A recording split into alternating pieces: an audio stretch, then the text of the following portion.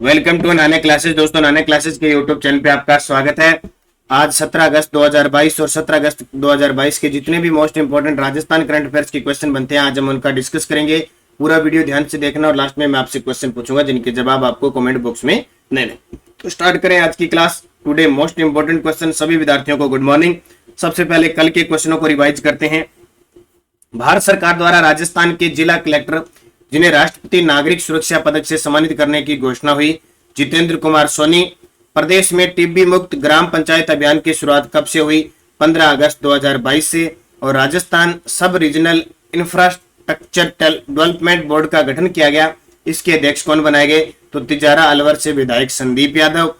प्रदेश में आरटीई के तहत 9वीं से 12वीं तक की बालिकाओं को किस योजना के तहत फ्री शिक्षा दी जाएगी? तो इंदिरा शक्ति फीस पुनर्भरण योजना। हाल ही में काले हिरण का स्मारक बनाए जाने के कारण कांकणी गांव चर्चा में है। यह किस जिले में है? तो ये जोधपुर में। और देश में एडवांस तकनीक का पहला फिनिशिंग स्कूल किस शहर में शुरू होगा? यानी राजीव गांधी टेक्नोलॉजी स्कूल जयपुर के अंदर। राजस्थान में घर घर औषधि योजना का शुभारंभ कब से हुआ? 1 अगस्त 2021। ये थे कल के क्वेश्चन। स्टार्ट करते हैं आज के क्वेश्चन। एक बार पुनः सभी विद्यार्थियों को गुड मॉर्निंग। और सेशन को आप शेयर जरूर करें, सारे विद्यार्थी लाइक जरूर कर दें। और इसकी पीडीएफ वगैरह सारी आपको प्राप्त होती है, कुछ प्राप्त होती है। और इसका टेस्ट, ये जो क्लास मिलती है 7 बजे, हमारा जो राजस्थान जीके टेस्ट की जो ऐप के अंदर शुरू किया है, उसमें भी आपको राजस्थान जीके टेस्ट के साथ इसका टेस्ट मिल रहा है, करंट अफेयर्स का, जो 9 बजे जिसकी क्लास आती है। पहला प्रश्न देखिए। भारत के वारेन बफे कहे जाने वाले दिग्गज निवेशक राकेश झुंझुनवाला का निधन हो गया। वो मूलतः राजस्थान के किस जिले से? हाल ही में चर्चा में है। राकेश झुंझुनवाला मूलतः राजस्थान के किस जिले से, जिनका हाल ही में 14 अगस्त 2022 को निधन हुआ? झुंझुनू जिले के हैं। तो देख सकते हैं, जन्म हुआ इनका 5 जुलाई 1960 को और निधन 14 अगस्त 2022 को। और 16 अगस्त को निधन किसका हुआ था? 16 अगस्त के दिन हम हमारे देश के पूर्व प्रधानमंत्री भारत रत्न अटल बिहारी वाजपेयी जी की पुण्यतिथि मनाते हैं। तो राकेश झुंझुनवाला, तो राजस्थान के झुंझुनू जिले के मूल निवासी निवेशक राकेश झुंझुनवाला का 14 अगस्त 2022 को निधन हो गया।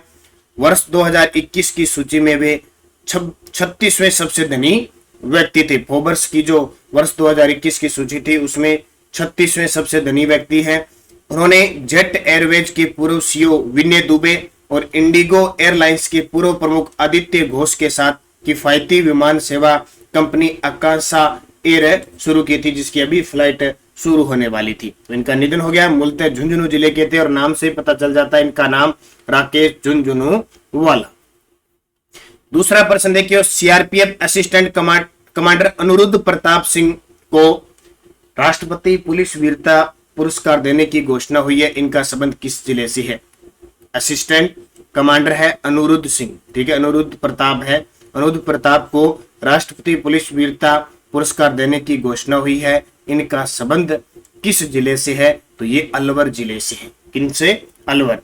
तो अलवर के मुंडावर निवासी CRPF assistant commander Aniruddh Pratap को राष्ट्रपति पुलिस वीरता पुरस्कार की घोषणा की गई है। अनुरुद्ध को यह सम्मान श्रीनगर में 4 आतंकियों को ढेर करने और एक को जिंदा पकड़ने के लिए दिया जाएगा। इसी साल इन्हें शौर्य चक्र भी मिला था। तो बहुत बड़ी बात है, श्रीनगर क्षेत्र में 4 आतंकियों को ढेर किया और एक को जिंदा पकड़ लिया। इतना साहस, सलूट है, सलाम है ऐसे बहादुर जवानों को। अनुरुद्ध प्रताप जो सीआरपीएफ में असिस्टेंट कमांडर है, इन्हें राष्ट्रपति पुलिस वीरता पुरस्कार देने की घोषणा हुई है। इससे पहले इन्हें शौर्य चक्र भी मिल चुका है। काके हैं?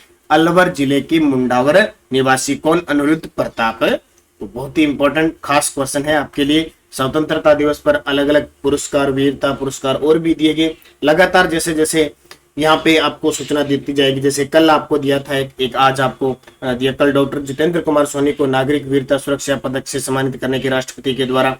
आज ये आपको राष्ट्रपति पुलिस वीरता पुरस्कार। 3 नंबर प्रश्न देखिए। प्रधानमंत्री आदर्श ग्राम योजना के तहत गांव को आदर्श बनाने के मामले में राजस्थान देश में स्थान है। प्रधानमंत्री आदर्श ग्राम योजना के तहत गांव को आदर्श बनाने के मामले में राजस्थान का देश में कौन सा स्थान है? राजस्थान का तीसरा स्थान है, यानी गांवों को आदर्श बनाने में राजस्थान का तीसरा स्थान है। कौन सी योजना? प्रधानमंत्री आदर्श ग्राम योजना के तहत गांवों को आदर्श बनाने के मामले में देश में राजस्थान तीसरे नंबर पर है। पड़ोसी राज्य मध्य प्रदेश, हरियाणा और गुजरात से तो आगे हैं, लेकिन उत्तर प्रदेश और पंजाब मुकाबले पीछे हैं। ऐसी बहुल गांवों के विकास के उद्देश्य से संचालित इस योजना के तहत केंद्र की ओर से हाल ही में जारी आंकड़ों में स्थिति सामने आई है। सबसे ज्यादा सर्वाधिक आदर्श गांव श्री गंगानगर में और सबसे कम उदयपुर में एक ही आदर्श गांव बन पाया है। तो ये आप याद रखना कि प्रधानमंत्री आदर्श गांव योजना के तहत गांवों को आदर्श बनाने में के मामले में राजस्थान देश में तीसरे स्थान पर है। अब थोड़ी सी आदर्श की बात आई, आदर्श ग्राम की है उसकी, तो बूस्टर डोज देखिए। राजस्थान का वह गांव कौन सा है जो आदर्श ग्राम सम्मान पुरस्कार प्राप्त करने वाला राज्य का पहला गांव बन गया? धनोरा धौलपुर। राजस्थान का प्रथम, ये देखो आदर्श गांव बहुत है लेकिन आदर्श ग्राम सम्मान पुरस्कार प्राप्त करने वाला पहला राज्य कौन सा है? धनोरा धौलपुर। राजस्थान का प्रथम ओडीएफ प्लस आदर्श गांव कौन सा है? खिरौना गांव बूंदी। आपको पूछे ओडीएफ प्लस गांव पूछे जहोदा ग्राम जयपुर, ओडीएफ प्लस आदर्श गांव खिरौना गांव बूंदी। डॉक्टर मनमोहन सिंह हमारे देश के 2 बार प्रधानमंत्री रह चुके वित्त मंत्री, आरबीआई गवर्नर मनमोहन सिंह ने भटेरी गांव जयपुर का चयन आदर्श ग्राम योजना हेतु किया है। महात्मा गांधी आदर्श ग्राम योजना 27 नवंबर 2019 को चलाई गई थी। ये क्वेश्चन पेपर में बड़ा आता है, राजस्थान के संदर्भ में है। महात्मा गांधी आदर्श ग्राम योजना 27 नवंबर 2019 को चली। और ये जो योजना आदर्श गांव की बात करें, प्रधानमंत्री आदर्श ग्राम योजना को 2009-10 में भारत सरकार ने लॉन्च किया था। राजस्थान का जलियांवाला बाग कहा जाने वाला, जिसे राष्ट्रीय महत्व का स्मारक घोषित करने की चर्चा चल रही है, बहुत ही खास है वर्तमान में और हो सकता है जल्दी राष्ट्रीय महत्व का इन्हें स्मारक घोषित कर दिया जाए। मानगढ़ धाम, और मानगढ़ धाम कहाँ पे है? बांसवाड़ा केंद्र है। और जब हम हिस्ट्री पढ़ते हैं, मानगढ़ धाम, बांसवाड़ा, किसान आंदोलन पढ़ते हैं, गोविंद गिरी को जरूर पढ़ते हैं। गोविंद गिरी के नेतृत्व में यहाँ पे 1913 के अंदर बात आती है। 17 नवंबर 1913 के दिन मानगढ़ धाम पे बहुत सारे भीलों को इकट्ठा करके जन जागृति के लिए एक सम्मेलन, जो एक संप सभा का आयोजन किया था गोविंद गिरी ने 1883 में संप सभा का उसका सम्मेलन बुलाया जा रहा था, जिसमें इस सम्मेलन के अंदर अंग्रेजों ने भीड़ को इकट्ठा करके घेर कर गोलियां चलाई, जिसमें 1500 से अधिक भील मारे गए थे। और ये नरसंहार, जिसे राजस्थान का जलियांवाला बाग हत्याकांड कहते हैं, मानगढ़ धाम 17 नवंबर 1913 को हुआ था। ये प्रश्न बहुत बार आता है। मानगढ़ धाम है कहाँ पे? बांसवाड़ा में। तो राष्ट्रीय स्मारक प्राधिकरण की एक टीम ने राजस्थान में मानगढ़ पहाड़ी को आजादी का अमृत महोत्सव के वर्ष में राष्ट्रीय महत्व का स्मारक घोषित करने पर एक रिपोर्ट सरकार को सौंपी है। मानगढ़ राजस्थान में बांसवाड़ा जिले का एक पहाड़ी क्षेत्र है। यह मध्य प्रदेश और गुजरात की सीमा भी लगती है। 17 नवंबर 1913 को ब्रिटिश सेना ने 1500 भील आदिवासी स्वतंत्रता सेनानियों को बेरहमी से मार डाला था। हत्याकांड को राजस्थान का जलियांवाला बाग भी कहा जाता है। जलियांवाला बाग कहाँ पे? अमृतसर के अंदर है, जहां 1919 के अंदर ये बड़ा हत्याकांड हुआ था। 13 अप्रैल 1919 को। उस समय वाइस राय थे जेम्स पॉल। ख्वाजा मोइनुद्दीन चिश्ती की दरगाह पर 22 जनवरी 2023 को कौन सा उर्स शुरू होगा? जी बिल्कुल, ख्वाजा मोइनुद्दीन चिश्ती की दरगाह पर अगली साल 22 जनवरी से उर्स की शुरुआत होगी, यानी 22 जनवरी से उर्स शुरू होगा। वो उर्स कौन सा होगा? 811वां। यानी अब 2022 में ख्वाजा मोइनुद्दीन चिश्ती की दरगाह अजमेर पे कौन सा उर्स लगा था? 810वां। ये पेपर में आते हैं, करंट के प्रश्न है। 810वां, अगली साल 811वां लगेगा। 786वां कब लगा था? 1998 में। 786वां 1998 में लगा था। ख्वाजा मोइनुद्दीन चिश्ती भारत में चिश्ती संप्रदाय की शुरुआत की थी 1192 में मोहम्मद गोरी के साथ। जब अजमेर में पृथ्वीराज चौहान का राज था, तब अजमेर को आके कर्म भूमि बनाई और यही इनका इंतकाल हो गया। इसलिए राजस्थान का मक्का किसे कहते हैं? मक्का मदीना किसको कहते हैं? अजमेर को कहते हैं। यह इनका 1 रजब से 6 रजब तक उर्स लगता है। तो महान सूफी संत हजरत ख्वाजा मोइनुद्दीन हसन चिश्ती, ख्वाजा मोइनुद्दीन चिश्ती का 811वां उर्स रज्जब का चांद दिखाई देने पर 22 जनवरी से शुरू हो जाएगा। अब ये 22 जनवरी से होगा नहीं होगा, चांद दिखाई देगा कि नहीं होगा, लेकिन पहले ही इसकी घोषणा हो चुकी है, इसलिए एग्जामिनर इसे पहले भी पूछा जा सकता है कि 2023 का जो उर्स लगेगा ख्वाजा मोइनुद्दीन चिश्ती की दरगाह पर वो कब से शुरू होगा, 22 जनवरी से। यह पूछ सकता है कि अगली साल जो उर्स होगा वो कितने नंबर का होगा, 811 का। तो अब की बार कौन सा था, 810वां था। उर्स को लेकर खुदाम ए ख्वाजा ने तैयारियां शुरू कर दी है। भीलवाड़ा का गोरी परिवार है वो झंडा फहराता है, ये भी आपको पता है। 6 नंबर क्वेश्चन देखिए, रीट स्पेशल फ्लैगशिप योजना और वैसे भी योजना हर एक एग्जाम के लिए इंपॉर्टेंट है, चाहे वो फर्स्ट ग्रेड का हो, सेकंड ग्रेड का हो, पीटीआई एलडीसी हो, सबके लिए एक एक योजना आपको मैं निरंतर दे रहा हूं वादे के मुताबिक। मुख्यमंत्री किसान मित्र ऊर्जा योजना का शुभारंभ कब किया गया, मुख्यमंत्री किसान मित्र ऊर्जा योजना का शुभारंभ कब किया गया, तो ये किया गया 17 जुलाई 2021 को। तो मुख्यमंत्री किसान ऊर्जा योजना का शुभारंभ 17 जुलाई 2021 को मुख्यमंत्री द्वारा किया गया। तारीख याद रखना, 17 जुलाई 2021। योजना कौन सी है, मुख्यमंत्री किसान मित्र ऊर्जा योजना। कृषि उपभोक्ता को 1000 रुपए हर महीने का बिजली बिल या 60% अनुदान मिलेगा। यानी सरकार क्या करेगी, मुख्यमंत्री किसान मित्र योजना के तहत जो किसान कृषि उपभोक्ता है उसको हर महीने 1000 रुपए देगी। 1000 रुपए नहीं देगी तो 60% अनुदान देगी। यानी सरकार का टारगेट है कि पूरे साल में 12,000 रुपए देना। केंद्र व राज्य सरकार के कर्मचारी इस श्रेणी में शामिल नहीं होंगे। सबसे बड़ी बात, इसका लाभ मई 2021 से मिलना शुरू हो गया है।